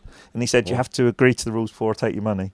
So I thought, freezer bait's fine, because I knew straight away then it limited every other member, because they'd all been quite lazy. They'll buy their bait, and there ain't a lot of good freezer bait you could buy. No. Most baits aren't freezer bait, even the ones that got it on the label. Even never go mouldy. In a freezer. Yeah. A bait in a freezer, it doesn't mean it's freezer bait. Yeah. Some of the companies, one in particular, doesn't even have a freezer who sells freezer bait. And when his rep was in the shop years ago when I had it, he said, "Oh no," he said, it was back when they used to use the marker pen to tick the bag. He said it's all one pile of bait, and they'll tick. They'll tick freezer or shelf, depending on what you buy. So anyway, I've gone down with the king crab. Oh, I did. I pimped it. Yeah, I did. I had all the crab powder in there, and I bought, when I got the crabs off the guy, I bought some of the brown bits he was selling, this posh stuff, because I wanted to make the whole crab back in again. So I bought some of that and liquidised it. First trip, 49 common, biggest common in the lake, fishery record. 24-hour trip. That's the way to do it. 6 hours in on a December afternoon. So I literally bushwhacked out 50 odd sections, I think it was. Jeez. I got 54. I didn't have to use all of them because you weren't allowed to fish past the middle. But there was a hard spot out there. So I literally put the big front on. This is baiting point. Yeah, the Nash bushwhacker. Yeah. But I bought the mega, the big spoon goes straighter than the little one, because the little one sinks if you put a proper amount of bait in it. Right. So he does a mega, great big thing. Right. Now that one, it's longer, and it's the same shape, it's just longer. But if you struggle with your bushwhacker curving off and blowing off around the corner, the bigger one goes straighter for longer. It's more like a tug, like a container rather than a sailing boat. Track, yeah. So I've brimmed it with one. It's got like a kilo plus in with a rig in it. The next one I've put half as much in. The next one's got a handful, and they've all just gone dunk, dunk, dunk like that. And then literally it was 4 hours, and it just ripped one tone on the one that had the kilo of these 10mm king crabs on. And there it was. That was Pinky, I think it's called. I can't remember now. But yeah, 49.11 common from Devon. Lovely. From Devon. Oh yeah, Devon. Yeah. Which you got to point out, there's not that. No. It's biggest common for quite a while. It's come out a couple of ounces heavier once. But yeah, and that was the biggest one I had out of the syndicate. But I think it was the record at the time. It was record common for sure. There'd been a £50 mirror. There is a £50 mirror in there. Yeah. But it does show that this is one of those ones where they were saying the common loves the first frost. It was bitter cold. I got snowed in the following week. But it was, and that lake, he said to me, he said, it doesn't matter this winter. He said, they are on fish meals.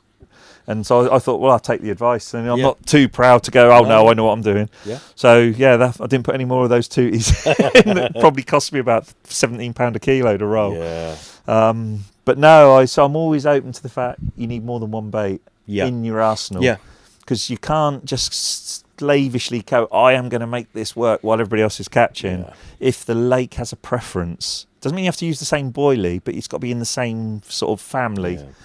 So the next question, how would you approach designing a bait as a home roller? What differences would you have versus designing a commercial bait with the constraints of commercial bait sold to the public? So basically, would you? I wouldn't do anything different. Wouldn't do anything different because you don't have to spend more for the bait to be better, right? So don't get sucked in to looking down whatever who sells ingredients. CC Moore, AA, lots. Anyway, it doesn't matter who sells the ingredients. Just because something's new and maybe £10-20 a kilo, it doesn't mean the carp will like it more than something that's old and might only be £4 a kilo. So you don't catch more. No. The constraints, there aren't. Some of the commercial roll baits are better from the point of view of long-term palatability, like we touched on. You daren't make a bait that's going to blow or stop being eaten. No.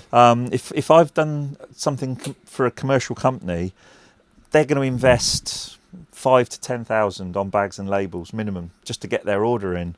You can't let them have a bait that's no one's going to catch on in 3 months' time, and they sit cursing you and looking at all their money tied up in packaging, and they'll never come to you again for a bait. So they've got to be good baits. Yeah. You've got more of a free hand to get experimental as a home roller, because the one thing I would say is you could keep them in the freezer, you could make them fresh to go fishing, so you haven't got to worry about stabilising them. So if you want to liquidise some fish or go and liquidise some liver and kidney, play about. You can be far more creative and experimental. Yeah. Because you couldn't put ingredients like that in and then expect them to make it to a wholesaler. No. Then a tackle shop. Then finally from the tackle shop to the angler. That needs a life. There has to be a proper shelf life involved. So you couldn't use things that are going to start going off within the bait. You'd be cautious about using a whole animal that had its own guts and contents in, like we were talking about, because those bacteria would be working on the bait. They're going to spoil it, aren't they? Yeah, there was one we played around with at Dynamite, which was real fish boilie. And they wanted an egg-free boilie. They wanted the protein of the fish to set the bait. And it was basically liquidised herring was the experimental thing, and it didn't bind hard enough. Fish does, all protein solidifies. It's squishy when it's raw, it's flaky when it's cooked, so it has hardened, but not in the terms of bait making. But that was incidental, the fact it was soft. The liquidised herring sludge had every bit of the herring in it, and the best preservatives in the world the ones we were using, basically pot sorb, sodium benzoate on MPG, with a little bit of acid. There you go. That's a nice little. That's a commercial recipe. It couldn't stabilise them. Literally, you could get 10, 12 weeks out of it, but you couldn't get a proper get it into the shops. Yeah. And I'd left before it ever hit the shops. But as far as I knew, literally all of it, if it wasn't fished with quickly, went off. So, but the home roller could go and get something and liquidise it. Yeah, of course. Yeah. But if I was going to add something to give myself an edge as a home roller, I might sort of push the boat out and get a packet of frozen prawns, blend them up. The crab meat they do in the tins, that's a good one. It's cooked, but that's fine, it's a good one. But squid is an old classic. Yeah. Liquidised squid, that was an old recipe of Kevin Maddox many years ago. Rob Malin talked about that. The first guys, their boilies were all white, and he tried it, or his mates tried it, and there was a grey sludginess, and they found out one lot were taking the ink sacs out, and they liquidised the whole squid. All right. But that's a very old recipe, long before powdered fish meals went into bait. Yeah. Like I said, when I went down buying that crab, and the bloke that worked there said he was using brown crab meat, samo, making paste with breadcrumb. So a home roller could get creative if they're brave enough. Yeah. Whereas we've dried those crabs out into a meal. Yeah. You see, so we can still incorporate it, but not in the wet form. Yeah. But it's valid to play about. But I would definitely say don't think that any ingredient that's expensive is better than something. Better. No, the fish don't know. No. The fish aren't snobs. They don't go, oh, that one's made with caviar and that one's made with prawn heads from Thailand. They don't know. No. Because they don't care. Yeah. some of the companies might think they'll imply that this is brand new, this hydrolyslate, this cannulus, this whatever, it's 10 quid, it's 20 quid, whatever it is, it's brilliant. But it's no better than some of the alternatives that are more sort of realistically affordable. You mentioned molasses. Yeah. Cheap. God, yeah. Brilliant. Yeah. Absolutely brilliant stuff. Absolutely fantastic. 2 forms of molasses. Yeah. Yeah. There's sugar beet, which look it. like bloody great turnips, I think. They grow them around here and they fall off the lorries and they're like, And then there's sheep, I think, don't they? I don't know what eats it, but they're rock hard and look like a turnip. Yeah. And then there's sugar cane. Yeah. And the sugar cane molasses is the kiddie. That's the one, yeah. Yeah. Luckily, my local farm supplier sells beet, but the one further down the road sells cane molasses. Yeah. And it blows the barrels up. I had one last week. She let me have it half price because it was literally on the verge. A 25-litre barrel wanted to explode. Yeah. It was so stretched. The handle was pushed up. You couldn't get your fingers in. Really? And I just tapped a little hole in it to let it hiss and then took the lid off. But for me, she went, "Are you sure?" I went, "That's how I want it to be." That's what you want, yeah.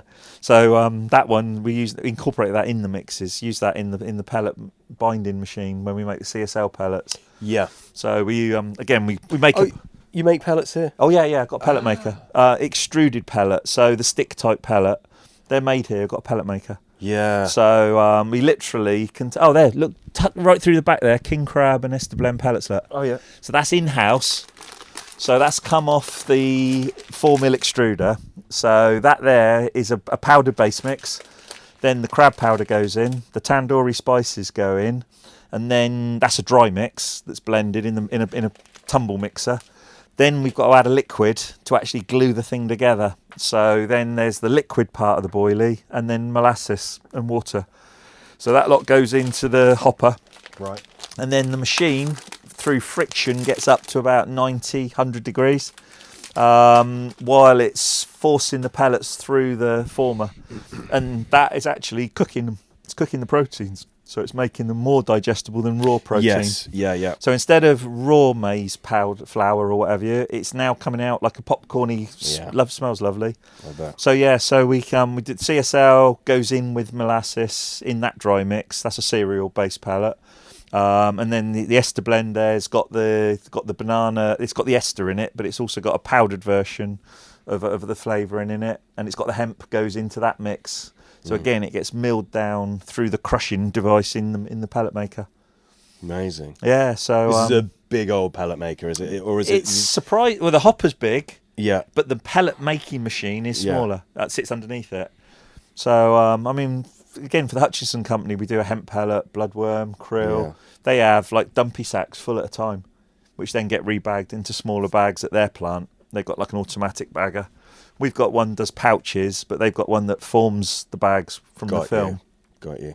So that pellet maker's, that's good. A nice bit of kit. Yeah, you can make pellets out of anything you want to make pellets out of. Literally anything. I've been looking at pellet machines. Yeah, right. Obviously, they start at about $1,000 and they go up, right up. Yeah. The normal proper posh trout pellet machines are seriously dear. Serious kit. Yeah, they're massive bits of kit. Yeah. But yeah, the extruded one, I've worn out one, bought another one because they are good. Yeah. Killed a few motors, overheated a few, I'm sure. tripped the electrics a few times. Yeah. That's the learning process, and knowing what will make a pellet and what will just literally set because of the heat. You know, we did some with some blood powder, and it's just the heat in the machine. It just set it, and then it went like glass. It literally, because it's spinning so fast, it polished the ingredients so shiny. You were literally there trying to chip them out. I had to drill out each hole to try and get it out, clean it out. And that motor burnt out, that one. But we've got it working nice now. Yeah. But no, I did another little experimental one where we use another particle, which is an extremely good particle that I mentioned when I cooked it in my bucket, but we make that into flour to make the boilies, the maples. Yeah. Now, bake companies these days, they'll buy the powders that are convenient. Yeah. They can't be asked to fiddle about. Yep. Now, you're either massive and you couldn't fiddle about because of the scale of your production, you couldn't do it, or you can't be bothered. Yep. So I might have been listening to a podcast, I don't know. But A Penny Dropped is a very good old salmon angler. It might not have been a podcast, I don't know, it might have been BCSG meeting, I'm not sure what it was. But I overheard something about, oh yeah, he's in his garage with his coffee grinder and his bloody maple peas. I think it was Pete Springate talking actually about somebody making bait for him. Okay. And he was on about, yeah, he's there grinding his maple peas. I thought, oh yeah, that's a bloody good ingredient. So of course you just fire up the flour mill, pour a sack of maples in, and they came out lovely. So that's a good ingredient. That is a really good ingredient. Maples are great, aren't Maples they? are They're like great. mini boilies. Yeah, but they're great. They age well. They get better with age as a cooked maple. So I thought, right, I'm going to make a bait just around that. So that, at the moment, it's a team-only bait for the Mirage team because it's still evolving. At the moment, it's called Stimulate. Okay. No one's used that name. No, somebody might by the time I get around to it, but we'll stick an 8 on the end if need be. Yeah. Or a Z on the end for the kids. Yeah. But yeah, Stimulate. So I started off, like, right, I've got maple peas now. It's not enough to make a bait out of just maple peas. No.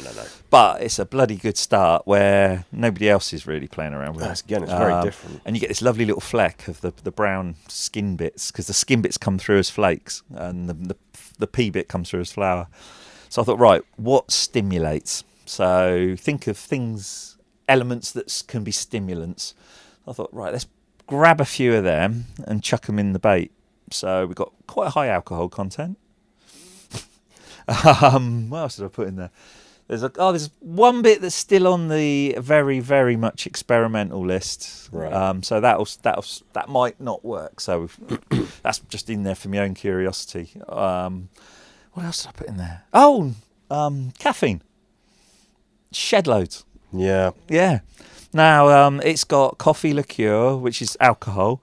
It's got strong coffee. It's got ground coffee, and it's got caffeine. I tried coffee years ago. Mm-hmm. The coffee grounds. Yeah. Because this is just from where I worked. I didn't do very well on it. No, normal coffee, no. But we're using a blend. It's up there on the shelf. But there's other coffee additives which but it's a combination. It needs more than just coffee. So the coffee liqueur was a good background liquid because I wanted that for the alcohol, not for the coffee. Then there's this liquid that goes into espresso martinis, which gives the smell. It smells like a tiramisu when it's done. And in actual fact, you asked me earlier, do any of my baits have Scopex in it? And that one does have real Scopex. But which you make, which I make in-house, but it doesn't have it with diacetyl or triacetin because it's an extremely expensive carrier, which I'm not convinced the Scopex flavouring is any better with or without it. So because we've got the key ingredients, the minute chemicals that make the Scopex, we don't have to bulk it on too much carrier if we're putting it in a boilie. So you can make it like a super strength version of Scopex, but put less in. So I could put in 0.5 ml per kilo. The shelf life as well is better off. Well, the raw ingredients individually all come in with 1 to 2 year lives. Yeah. I think it's more once they're blended and incorporated and then they're out in the open air, in the open world, then they'll start oxidising. Yeah. But individually, they don't seem to if they're kept in the dark or kept in aluminium flasks.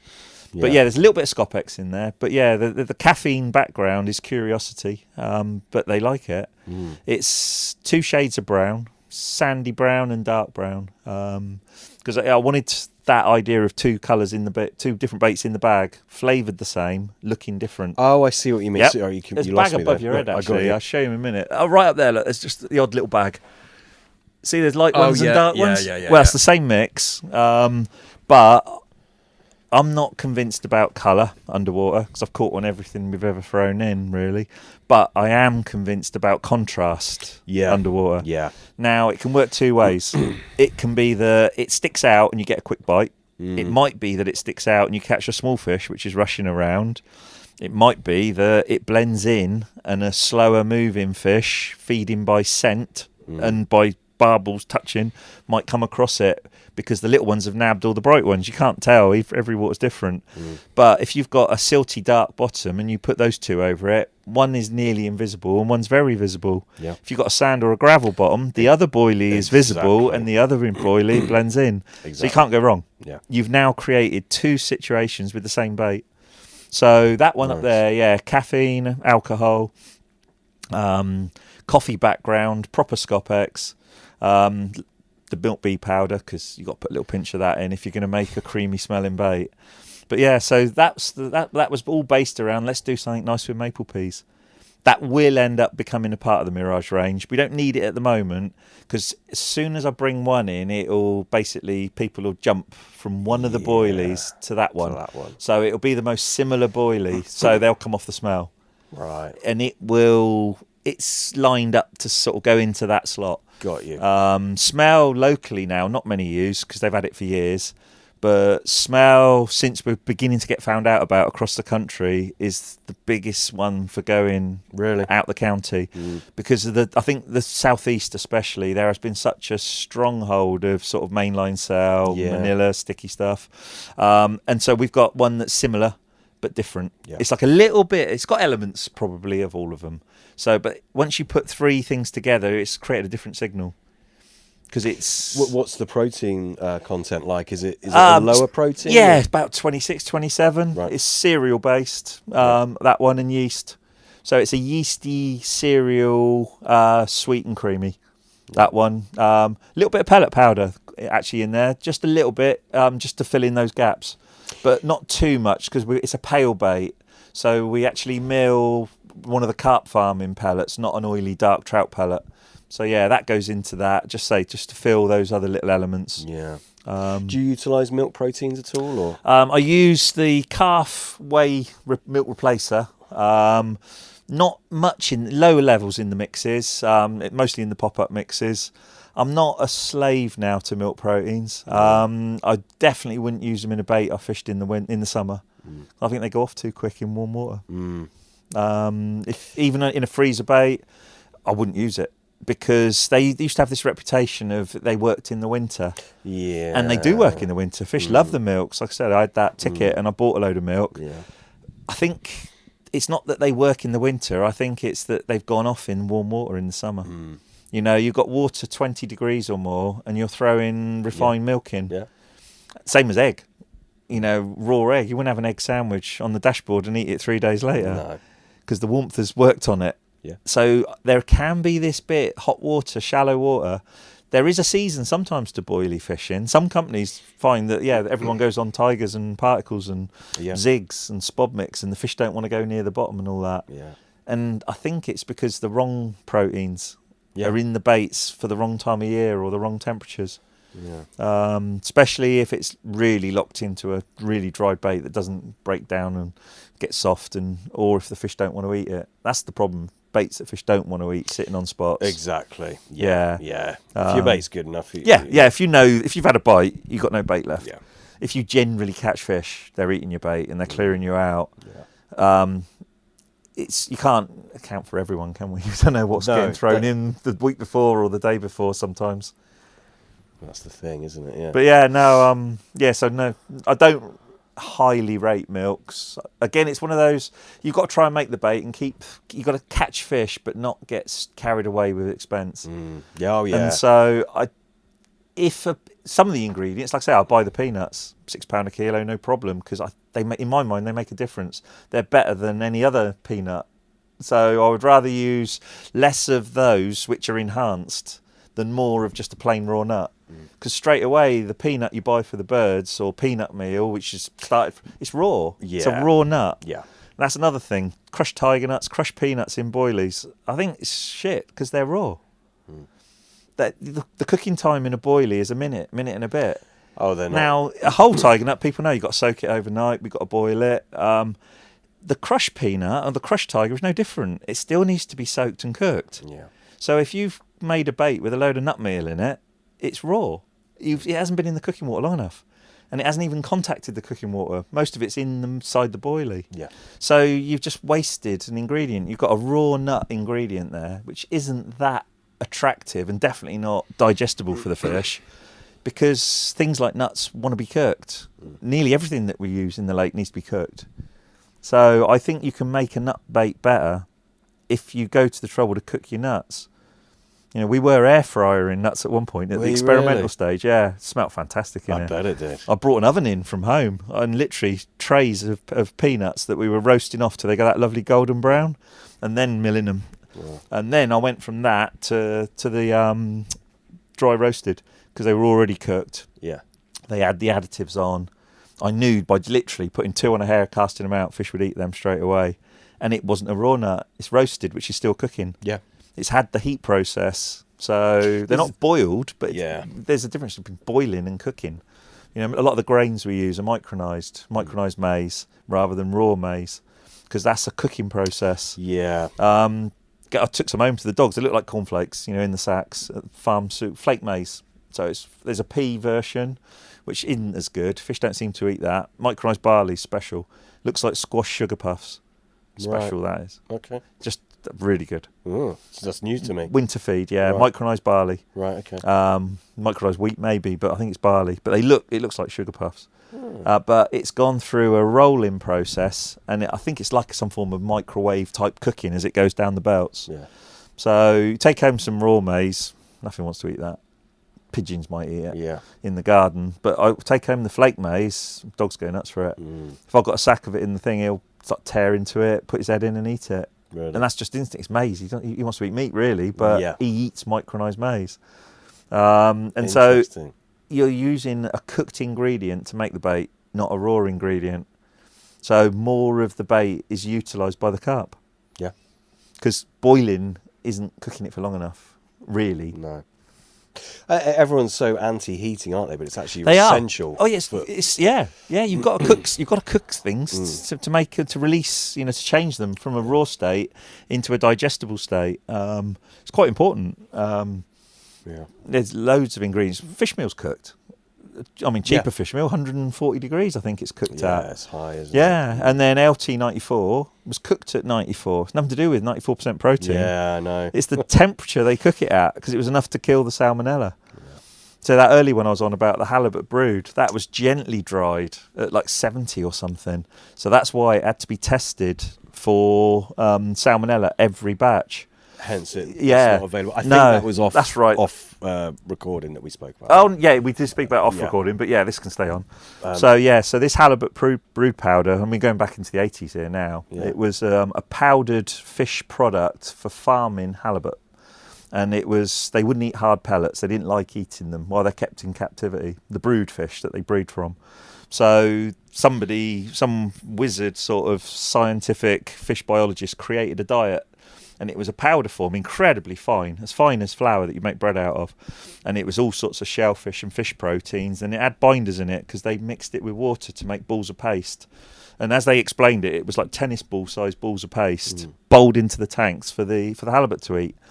So I got hold of 2 sacks of that. I was given that. And that created that sort of all singing, all dancing red fish meal. Yeah. And it was head and shoulders above everything because it had a complete blend. It wasn't made out of one fish or one shellfish. It was the highest end thing you could get, but it did get discontinued by the makers. Yeah. Because I think there was a batch when we were waiting for it, and then it suddenly you had to wait ages and for it to be done.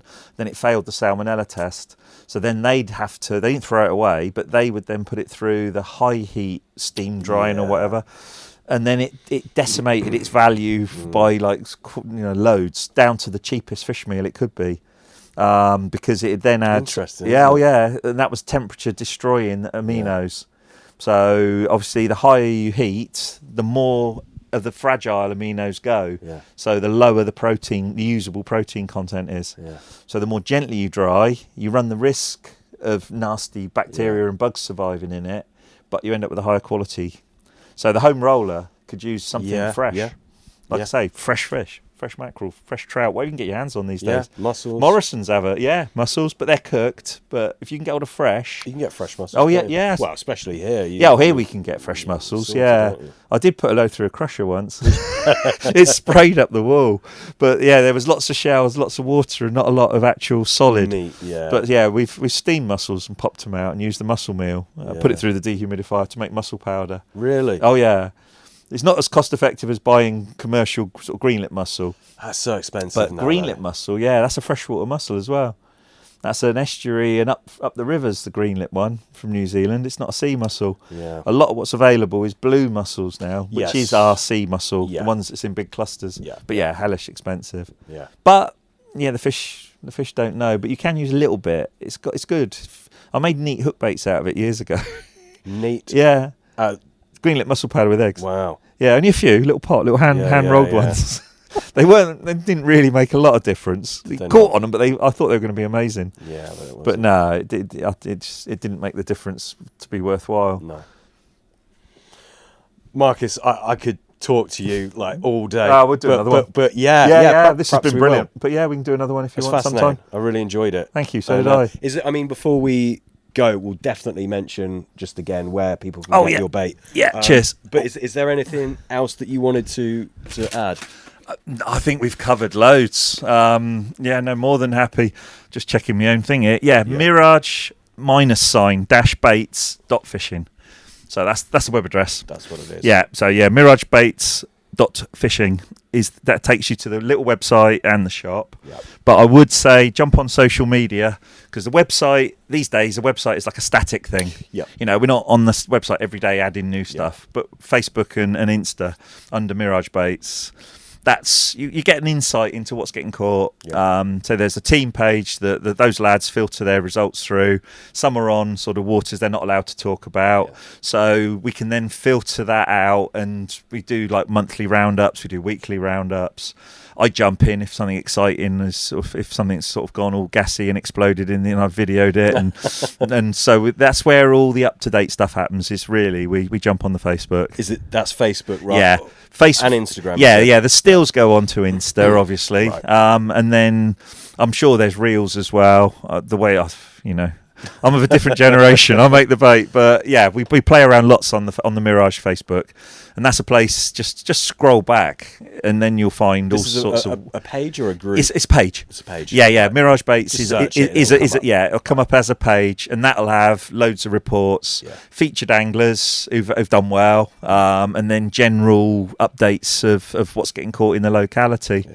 Yeah. It's a lot of the reports come through locally. So they're good fish for the county, but we're not overrun with 40 and 50 pounders. Exactly. Like I say, it is changing. We've got as the anglers using the baits are spreading, you get sort of not more meritorious, but you get bigger fish pictures come in, which is lovely to see. Yeah. And guys they've got a lot of the people up country who are trying the baits. They're the first one on their venues as well.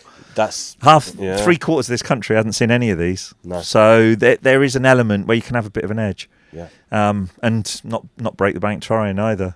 Absolutely. Yeah, absolutely. So yeah, but no, thank you. I really appreciate you coming down. Oh, it's brilliant. No, I really enjoyed it. It's good fun talking about bait, isn't it? It's easy as well. It just flows and it's natural. I love it. It's really good.